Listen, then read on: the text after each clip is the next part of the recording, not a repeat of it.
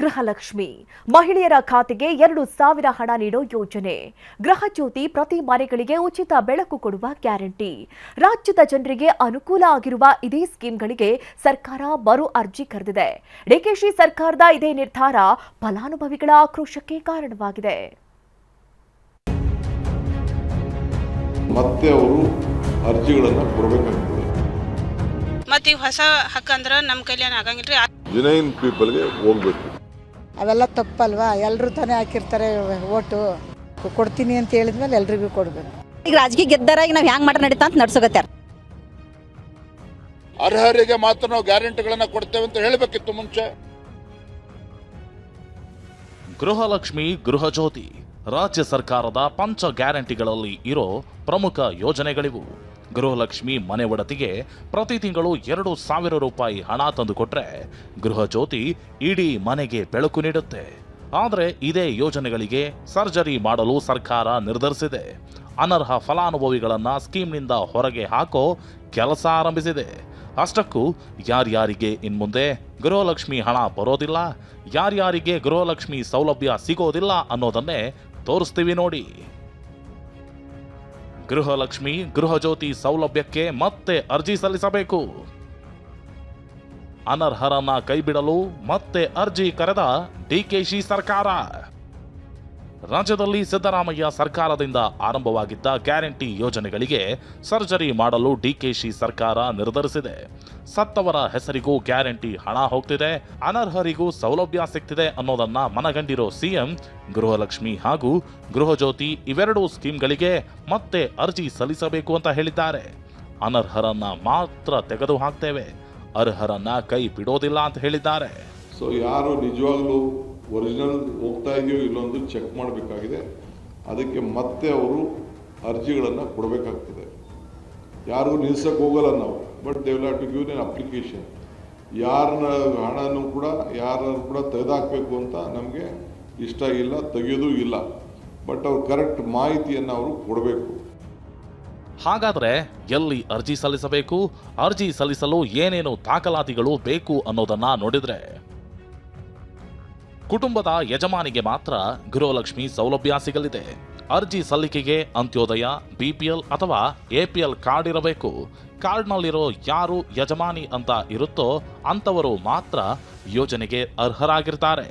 ಮನೆ ಯಜಮಾನಿಯ ಆಧಾರ್ ಕಾರ್ಡ್ ಪ್ರತಿ, ಆಧಾರ್ ಜೋಡಣೆಯಾಗಿರುವ ಬ್ಯಾಂಕ್ ಪಾಸ್ಬುಕ್, ಯಜಮಾನಿಯ ಹೆಸರಿನಲ್ಲಿರೋ ರೇಷನ್ ಕಾರ್ಡ್ ಬಳಸಿಕೊಂಡು ಸೇವಾ ಸಿಂಧು ಪೋರ್ಟಲ್ ಮೂಲಕ ಅರ್ಜಿ ಸಲ್ಲಿಕೆ ಮಾಡಬೇಕು.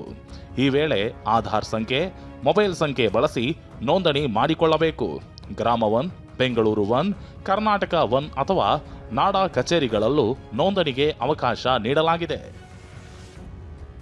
ಇನ್ಮುಂದೆ ಯಾರು ಈ ಯೋಜನೆಯಿಂದ ವಂಚಿತರಾಗ್ತಾರೆ, ಯಾರಿಗೆಲ್ಲ ಈ ಸೌಲಭ್ಯ ಸಿಗೋದಿಲ್ಲ ಅನ್ನೋದನ್ನ ನೋಡಿದ್ರೆ,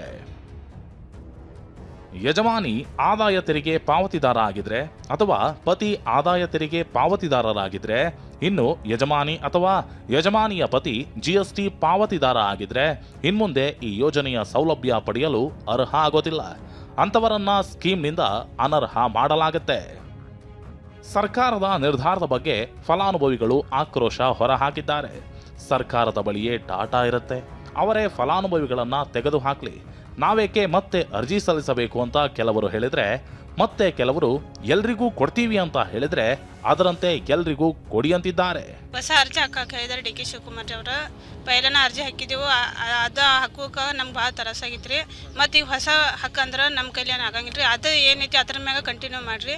ಯಾರು ಯೋಗ್ಯರದಾರ ಯಾರಿಲ್ಲ ನಾವು ಪರಿಷ್ಕರಣೆ ಮಾಡ್ತೀವಿ ಇದೆಲ್ಲ ಹೇಳೋದ್ರಿಂದ ಮತ್ತೆ ಎಲ್ಲ ಈಗ ಭಾಳಷ್ಟು ಮಂದಿ ಬಡ್ರ ಜನ ಹೆಣ್ಮಕ್ಳು ಅವರು ಅನಾರೋಗ್ಯಸ್ಥರು ಇರ್ತಾರೆ. ಎಲ್ಲರಿಗೂ ಈಗ ಮನವಿ ಹಾಕಕ್ಕೆ ಹೋಗ್ಲಿಕ್ಕೆ ಆಗಂಗಿಲ್ಲ. ಈಗ ಮತ್ತಿದು ಹೊಸದಾಗಿ ಮತ್ತೆ ಯಾಕೆ ಇದು ಮಾಡಬೇಕು ಅನ್ನೋದು ನಮ್ಮದು. ಅಂದ್ರೆ ಆಲ್ರೆಡಿ ಈಗ ಎಲ್ಲರಿಗೂ ಸಮಸ್ಯೆ ಆಗ್ತೈತಲ್ಲ. ನಿಮಗೆ ಡೇಟಾ ಅಂಕರು ಇರ್ತೈತಿ ರಾಜ್ಯ ಸರ್ಕಾರದ ಕಡೆ. ಅಂದರೆ ಯಾರು ಯೋಗ್ಯರು, ಯಾರು ಅದಕ್ಕೆ ಅನರ್ಹರು ಅನ್ನೋದು. ಆ ಪ್ರಕಾರ ನೀವು ರದ್ದು ಮಾಡ್ಬೋದು ಕೆಲವ್ರನ್ನ, ಆದರೆ ಎಲ್ಲರಿಗೂ ಸಮಸ್ಯೆ ಆಗಬಾರ್ದು ಅನ್ನೋದು ನಮ್ಮ ವಿಚಾರ. ಅವೆಲ್ಲ ತಪ್ಪಲ್ವಾ? ಎಲ್ಲರೂ ತಾನೇ ಹಾಕಿರ್ತಾರೆ ಓಟು. ಎಲ್ರಿಗೂ ಕೊಡಬೇಕು. ಕೊಡ್ತೀನಿ ಅಂತ ಹೇಳಿದ್ಮೇಲೆ ಎಲ್ರಿಗೂ ಕೊಡಬೇಕು. ಇವೆಲ್ಲ ಬೇಡ.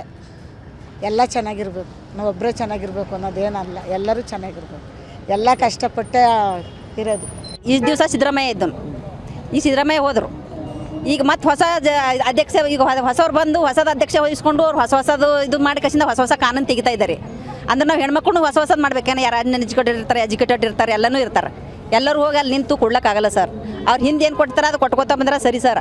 ಅವ್ರು ಏನೋ ಹೇಳಿ ಈಗ ರಾಜಕೀಯ ಗೆದ್ದಾರ ಈಗ ನಾವು ಹ್ಯಾಂಗೆ ಮಾಡ್ರೆ ನಡೀತಾ ಅಂತ ನಡ್ಸೋಗತ್ಯಾರ. ಇನ್ನು ವಿಪಕ್ಷ ನಾಯಕರು ಕೂಡ ಸರ್ಕಾರದ ನಿರ್ಧಾರವನ್ನ ಖಂಡಿಸಿದ್ದಾರೆ.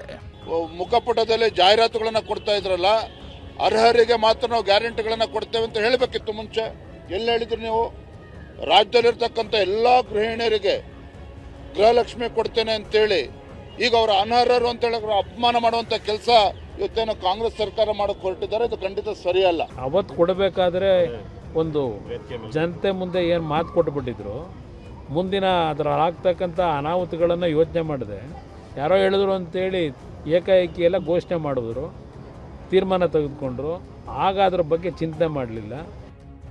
ಗೃಹಲಕ್ಷ್ಮಿ ಫಲಾನುಭವಿಗಳು ಹಾಗೂ ವಿಪಕ್ಷಗಳ ಆಕ್ರೋಶದ ನಡುವೆ ಸರ್ಕಾರ ಯೋಜನೆಯ ಆಪರೇಷನ್ಗೆ ನಿರ್ಧರಿಸಿದೆ. ಪ್ರತಿ ತಿಂಗಳು 2,000 ಹಣ ಹಾಗೂ ಉಚಿತ ವಿದ್ಯುತ್ ಬೇಕು ಅಂದ್ರೆ ಮತ್ತೊಮ್ಮೆ ಅರ್ಜಿ ಸಲ್ಲಿಸಲೇಬೇಕಿದೆ. Bureau report, TV9.